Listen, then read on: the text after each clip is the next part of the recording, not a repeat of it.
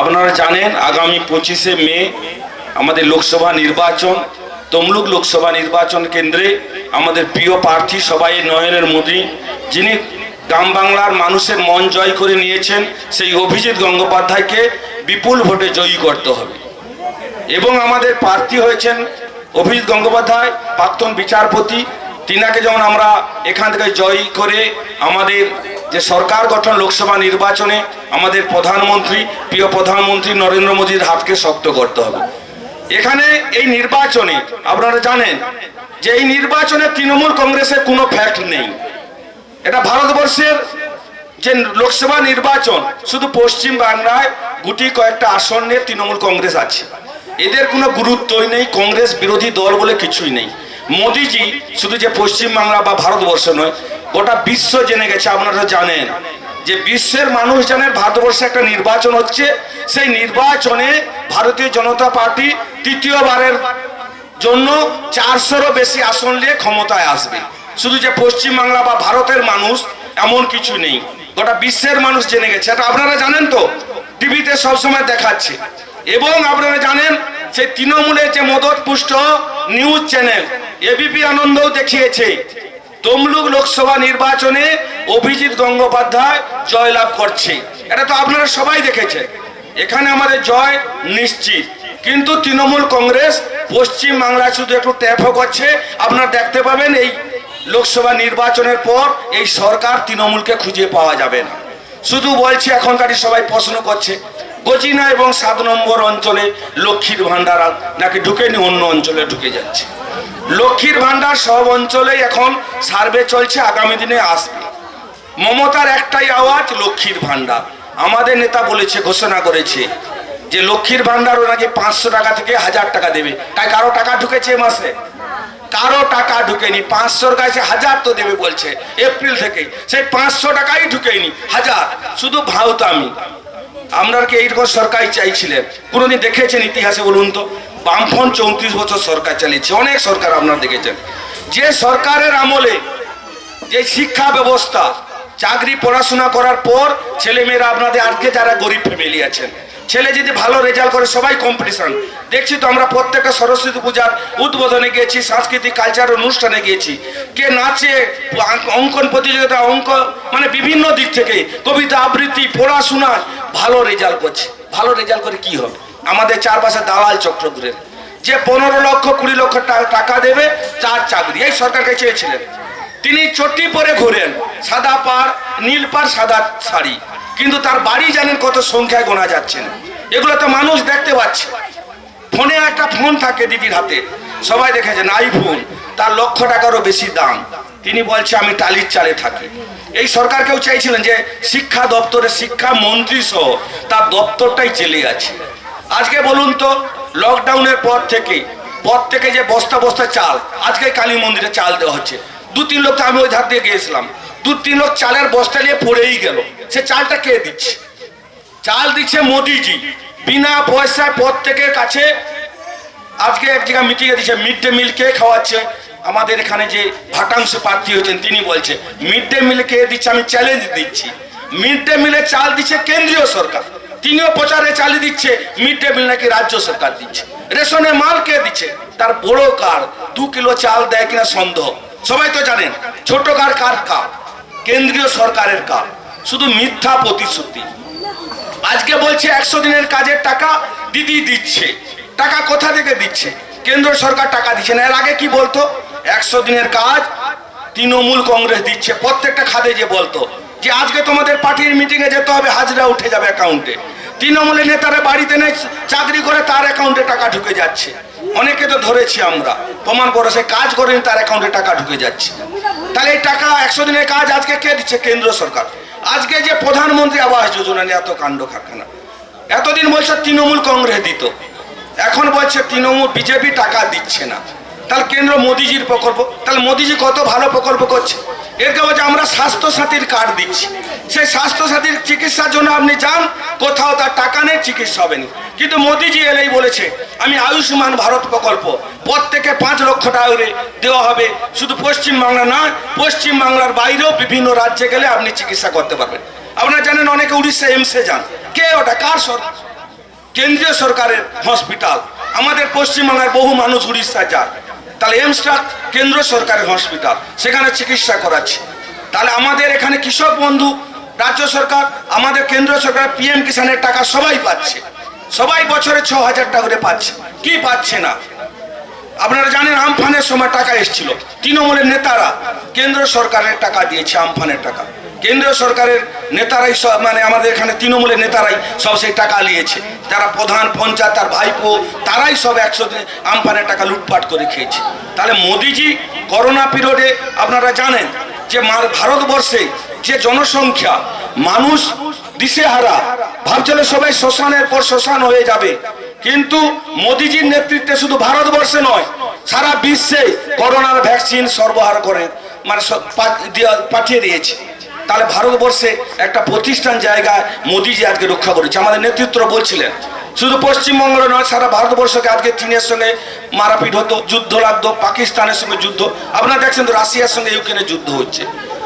আমাদের পাশের দেশ শ্রীলঙ্কা দেউলা হয়ে গিয়েছে, আর মোদিজির নেতৃত্বে পাকিস্তানও দেউলা, আর মোদিজির নেতৃত্বে আমরা একটা শান্তিতে বসবাস করতে পারছি। আর আমরা ভারতীয় জনতা পার্টি সারা ময়নার মধ্যে গজিনা এবং বাগচা অঞ্চলে দখল করেছি, মানুষের পাশে আমরা পরিষেবা দিচ্ছি। প্রত্যেক দিন অঞ্চল আমাদের খোলা থাকে, সাধারণ মানুষের দোয়া। অনেকে এখন আশীর্বাদ করে, গর্ববোধ করে, নিজেকে ধন্য মনে হয়। অনেকে মাথা হাত দিয়ে বলে যে ভাই তুমি এখানে অঞ্চলে আসার পর আমরা এখানে অঞ্চলে তবুও প্রধানের রুমে এসে দাঁড়াতে পারছি। এই বৈশাখ মাসে রোদেও প্রধান আমাদেরকে অঞ্চলের রুমের মধ্যে ঢুকতে দিত না, বাইরে দাঁড়িয়ে থাকতে হতো, কেউ বসার কথা বলতো না। আমরা গজিনা গ্রাম পঞ্চায়েতে সাধারণ মানুষ, একটা ছোট ছেলে গেলেও তার বসার বন্দোবস্ত করেছি, তাকে জল দেওয়ার ব্যবস্থা করছি, তাদের পাশে থাকে। এমন কোনো মানুষ সার্টিফিকেট পায়নি, একটা নজির দেখুন। আমাদের এখানকার কিছু নেতা, তাদের এই 6 মাসে জ্বালা উঠে গিয়েছে।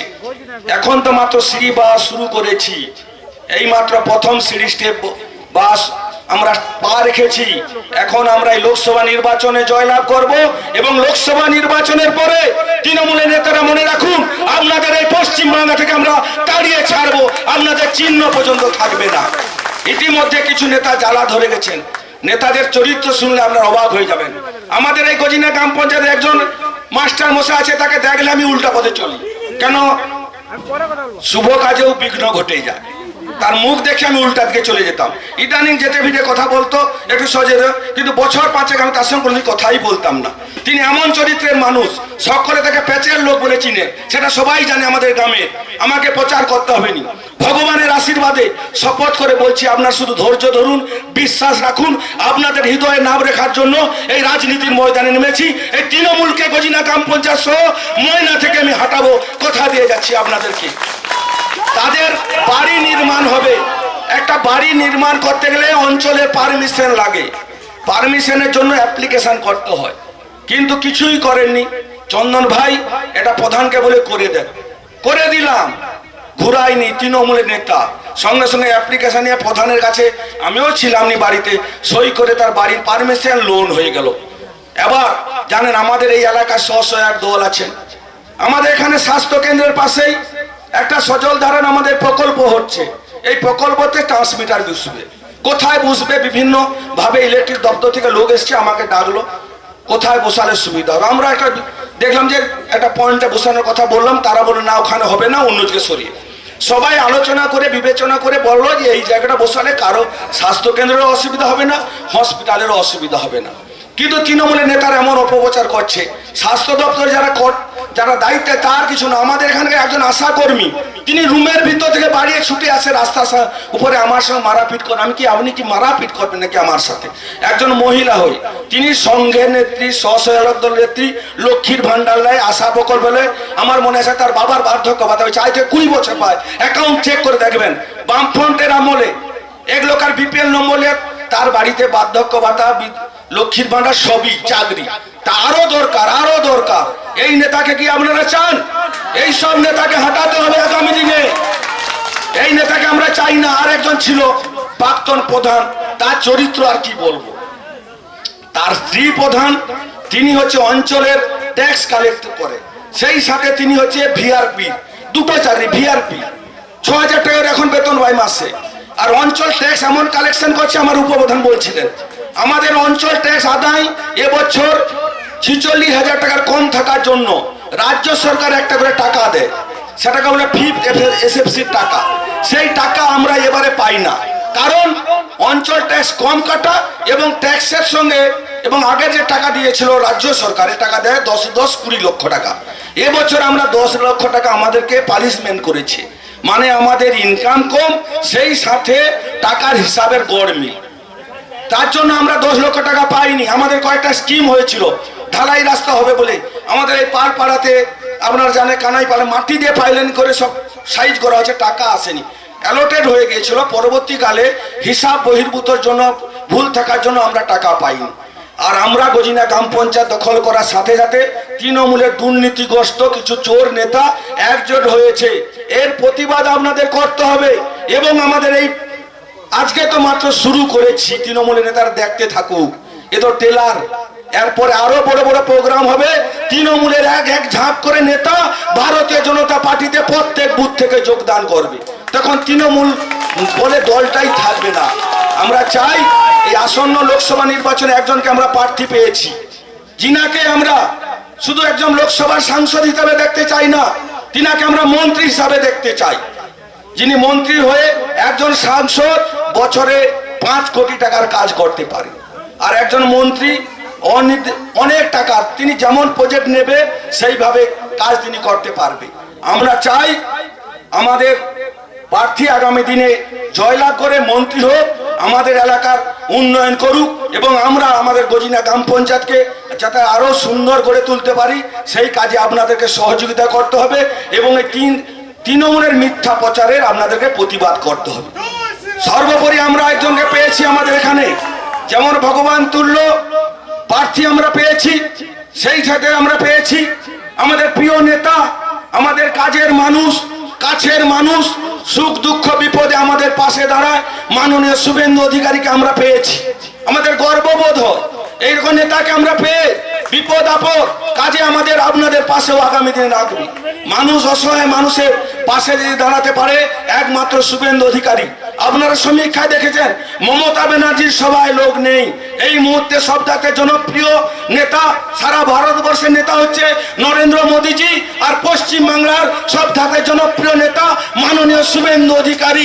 তিনার মিটিং এ উপচে পড়া ভিড়, মানুষ তাকে ছোঁয়ার জন্য, তার পদধূলি নেওয়ার জন্য উপচে পড়ছে, এবং তিনি মানুষের পাশে থাকে। এই সব নেতৃত্বের সাথে আমরা মিশতে পেরে বা থাকতে পেরে খুব ধন্য নিজেকে মনে করছি। উনি বিপদে মানুষের পাশে থাকে, আপনারা ভরসা রাখুন। উনি যেমন আমাদের নেতা, আমি আপনাদের পাশে গজিনা গ্রাম পঞ্চায়েত সহ সারা ময়না মানুষের পাশে বিভিন্ন পূজা থেকে শুরু করে মানুষের সামাজিক ভাবে যে কোনো সমস্যা ছুটে বেড়াই, এবং আগামী দিনে আপনাদের পাশে থাকবো এই অঙ্গীকার করছি। আপনারা শুধু আমাদের গজিনা গ্রাম পঞ্চায়েতের মুখ আগামী দিনে উজ্জ্বল করুন, এই বুথ থেকে যেন আমরা 300 ভোটে বেশি লিড দিতে পারি, গর্ববোধ করতে পারি যে গজিনা গ্রাম পঞ্চায়েতের প্রত্যেকটা বুথ থেকে 300-400 করে লিড করে। এবং আপনারা জানেন যে গজিনা গ্রাম পঞ্চায়েতের প্রধান সহ যে কুৎসা রটনা তৃণমূল কংগ্রেস করছে, তার যোগ্য জবাব আগামী এই লোকসভা নির্বাচনে আপনারা পেয়ে যাবেন। প্রধানের বুথেই আপনারা মিলিয়ে দেখবেন সবাই 500-র বেশি ভোটে লিড করা হবে। মানুষ পছন্দ করেছে, মানুষ গ্রহণ করেছে, তৃণমূলের কুচক্রকে আপনারা রুখে দাঁড়ান এবং আমাদের প্রার্থীকে বিপুল ভোটে আপনারা জয়ী করবেন, এই অঙ্গীকার করে আজকে বাড়ি ফিরে যাবেন। এবং আপনাদের কথা দিয়ে যাচ্ছি যে 500 টাকার প্রশ্ন শুধু দিদি বলে যে লক্ষ্মীর ভান্ডার দিচ্ছি, আপনারা মিলিয়ে দেখে নেবেন, সুযোগ দেন আমাদেরকে। আমাদের নেতা শুভেন্দু অধিকারী এবং সুকান্ত মজুমদার ঘোষণা করেছে ভারতীয় জনতা পার্টি ক্ষমতায় আসার পর এই লক্ষ্মীর ভান্ডার আর 1000 টাকা থাকবে না, বা 500 টাকার কথা নয়, আমাদের 3000 টাকা করে আপনারা পাবেন। আপনারা মিলিয়ে দেখে নেবেন। আজকে থেকে আপনারা নেমে পড়ুন এবং তৃণমূলের কুৎসা অপপ্রচার নিন্দার বিরুদ্ধে সবাই গর্জে উঠুন, এবং সকাল সকাল আগামী 25শে মে ভোট দিয়ে আমাদের গজিনা গ্রাম পঞ্চায়েতের মুখ উজ্জ্বল করবেন। এই কয়েকটা কথা বলে আমি আমার ক্ষুদ্রতম বক্তব্য শেষ করছি। বন্দে মাতরম, ভারত মাতা কি জয়। নিজের বাড়ি মানেই মাথার উপর নিশ্চিন্ত ছাদ, ছাদকে রক্ষা করুন রোদ বৃষ্টির যাবতীয় প্রকোপ থেকে। আপনার বাড়ি নতুন হোক বা পুরনো, pen doctor leak guard vaccine, যা প্রিমিয়াম ওয়াটারপ্রুফিং সার্ভিসের মাধ্যমে বহু বছর সুরক্ষিত রাখে আপনার ছাদকে। বিশদে জানতে এখনই ফোন করুন।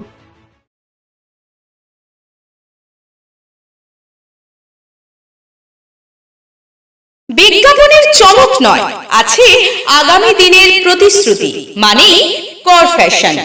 ছেলেদের যাবতীয় নিত্য নতুন পোশাকের বিপুল সম্ভার নিয়ে নবরূপে সজ্জিত কর ফ্যাশন। বিশেষ করে মনে রাখবেন, আমাদের নতুন সংযোজন ছোট ছেলেদের পোশাকের বিপুল সম্ভার। আমাদের ঠিকানা ময়না রবিবারের বাজার। আমাদের আরেকটি শাখা বলাইপন্ডা বাজার, চৌরাস্তার দক্ষিণে ময়না। মনের মতন পোশাক মানেই কর ফ্যাশন। বিজ্ঞাপন দেওয়ার জন্য যোগাযোগ করুন স্টুডিও কল্যাণী, ভোগলাবাড়ি, ময়না, পূর্ব মেদিনীপুর। নতুবা ফোন করুন যাদববেড়া 9800303017। এছাড়া অসিত বেড়া 9932227739।